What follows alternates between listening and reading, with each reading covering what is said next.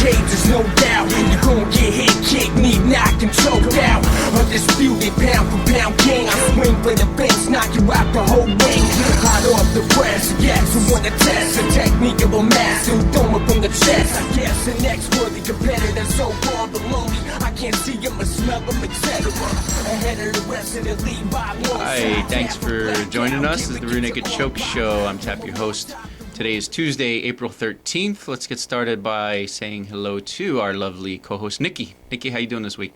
I'm great, Tap. How are you? Doing good. Hey, what you got going on? I saw on your Facebook you're going to be trying out for the, what is it, the... Oh, the LFL. It's the Lingerie Football League. Cool. And I got this crazy idea in my head where I would show up at the tryouts with our cameras, and we'll see how you do. How are you with that? Okay? I'm okay with that. I mean, if you guys want to watch me, run around in lingerie throwing a football, I mean, I'm okay with that. That's cool. Cool. And that was a real laugh because she didn't know I was going to want to do that. Totally got me. All right, so we'll be there to see how Nikki does at the Lingerie Football League tryouts. But that's not for another, month? It's going to be on May 9th, on or about, yeah. And who's it for? The Philly... Philly Passion. Philly Passion. All right, well, let's all root Nikki on to make the Philly Passion Lingerie Football League. All right, let's get started with news and fight rumors. What you got for this week? We have UFC confirms Liddell versus Franklin in UFC 115 in Vancouver. This was a shock to everybody, obviously, because it correlates with the Ultimate Fighter series, which is Ortiz-Liddell, and they were supposed to fight at the end. But I guess due to injuries, Ortiz is out, Franklin's in. Doesn't carry the same interest for a lot of people, but I think it'll still be a great fight. So we'll see what happens. What else you got? We have Dana White. He's embarrassed by Anderson Silva. Yeah, it's blazing up the blogs, Shocker. forums. Here's my view, because I've actually had some emails and Facebook messages. What do I think? I'm okay with the showboating. A lot of the great fighters were showboaters, whether it's Ali or Sugar Ray. But you gotta either finish the fight or at least keep fighting to the end and, win dominantly. And he kind of quit fighting at one point, and it was a big disappointment to, I think, everybody watching, me and everybody else. And he got booed. Maya ended up looking really good because he was still throwing punches in the third, fourth, and even fifth round. So I think he lost a lot of fans, and I don't know what's gonna happen in the future, but it was a disappointment to see Anderson Silva in that position. So we'll see what happens in his next fight. What else you got? Edgar may face Maynard for first title defense. It could be interesting. He's got a loss to Maynard, so he'd be able to redeem that loss. Maynard put himself, he keeps winning his fights. His fight against Diaz was lackluster, which caused him to, I think, be overlooked, and Edgar ended up getting the shot against Penn. But I don't know. We'll see what happens with that, because I'm curious to see who Edgar's first title defense is against. And I think your next news story is what? BJ Penn might get an immediate rematch with Frankie Edgar. And that's where this comes in. I guess it'll probably be either Maynard or Penn will get an immediate rematch. I'd like to see Penn get the immediate rematch. I didn't think he looked himself. Kudos to Edgar, huge fan, and I think he came in ready to fight, and he had a good game plan. He was in great shape, and I think he won that fight. But I'd like to see a rematch, and I'm not big on immediate rematches. So Shogun, Machida, Penn, Edgar, those are about the only two immediate rematches I'm okay with. What else you got? Florian is to undergo a minor surgery for a staph infection. Yeah, I guess it's in his knee, which is kind of weird, and had something to do with a bone spur, maybe. It's common in the joints. Okay, so he's going to get some surgery. We wish him well and hope that he gets back in the octagon soon. So what else you got? On a lighter, hotter note, we have Ariane Celeste new pictures in Maxim 2010. Yeah, love Ariane. I do Everybody too. knows that. So she'll be in the May issue of Maxim, so check that out. But interesting side note, Nikki was in the 2008 Hometown Hotties, and so was Ariane. And I think that's partially how Ariane got discovered, or it was a huge part of her resume, where she ended up like a finalist for that year. So that's kind of cool. You guys are in the same Same year. We both started with Maxim 2008, and she went UFC, and I went Playboy. Okay, good. Fun.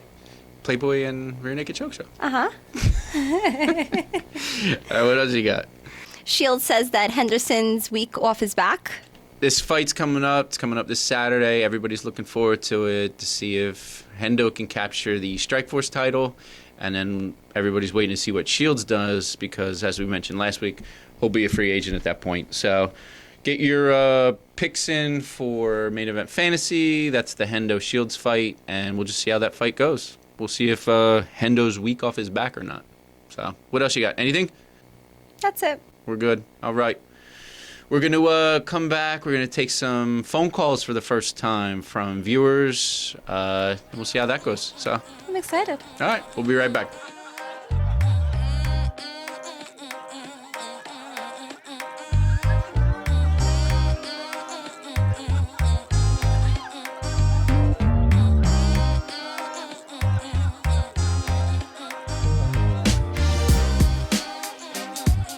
All right, on the phone now, we have our first caller. To what end? He writes in the UFC.com forums. Your name is Michael, I believe. Welcome to the show, Michael. Hey, how's it going, Tap? Good. What you got, a comment or a question tonight? I got some comments, actually, about 112. Go ahead. Shoot. Well, I got to talk about Mark Munoz, because he got fight of the night for his performance against Kendall Grove, and I thought he was very, very impressive.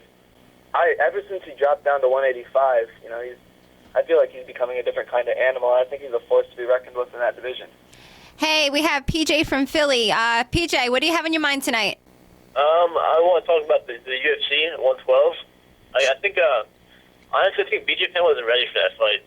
No? If you look at his physique for that fight, it wasn't even close to what it was for the Diego Sanchez fight. I think he took him lightly. He specifically said he didn't. But I think, to be honest, to be truthful, he took him lightly. And I think Frankie Edgar, he's been training with Phil Nurse. He's been working hard, and he definitely took that fight. All right, and now on the phone, we got Bobby from Maple Shade. Bobby, what's on your mind tonight? I don't know. Last I heard was pretty much going over all the arguments about what the joke the last pay-per-view was. Yeah, a lot of people weren't happy with it. What was your main complaint? The 3 fights they tried to sell were just useless. The Hughes and Gracie fight would have been a great fight 10 years ago. I mean, I'll give Frankie Edgar all the respect in the world for beating Penn, but nobody really cared about seeing that fight. No one thought he could hang with him to begin with. The whole argument with Anderson Silva and the way his fights have been started with the Talis Latis fight a couple months or a year or so ago, and they gave him basically the exact same kind of opponent. Give him someone who can't stand with him, who's going to just lay down, and then you expect a good fight out of it. It was a joke. All right, next caller, we got Gretzky99. I've known him for a long time, and his name is Dan. Dan, what's on your mind tonight? I just wanted to talk about, the whole disappointment thing with the fans being disappointed and, some of the fans online being disappointed with Anderson Silva's performance at UFC 112. And I don't think really that he is, wholly to blame for that. Damian Maia just did as much shadow boxing as Silva did for 5 rounds, and being that, I've taken BJJ classes, all jiu-jitsu fights usually start standing up, and you have to take your opponent to the ground. So I was really surprised that Maia's takedowns were as sloppy as they were. All right, on the phone now, we got Ryan from New Jersey, right where we are. Ryan, what's on your mind tonight? I'm just thinking, let's say I have a kid and I want him to be an MMA champion. What 2 fighting styles would you recommend for him to be trained in? Usually the most successful MMA fighters are guys that either are top-notch Brazilian Jiu-Jitsu black belts or have a super, pedigree in wrestling, whether it be college or just high school. So that would be my recommendation because it seems to work.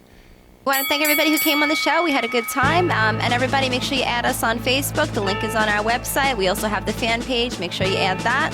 Nick, what else we got? That's it? Mm-hmm. We're good? We're good. Putting your feet up? I'm putting my feet up. All right, well, that means the show's over. So. When I step in the cage, there's no doubt you're gonna get hit, kicked, knee knocked, and choked out. Undisputed, pound for pound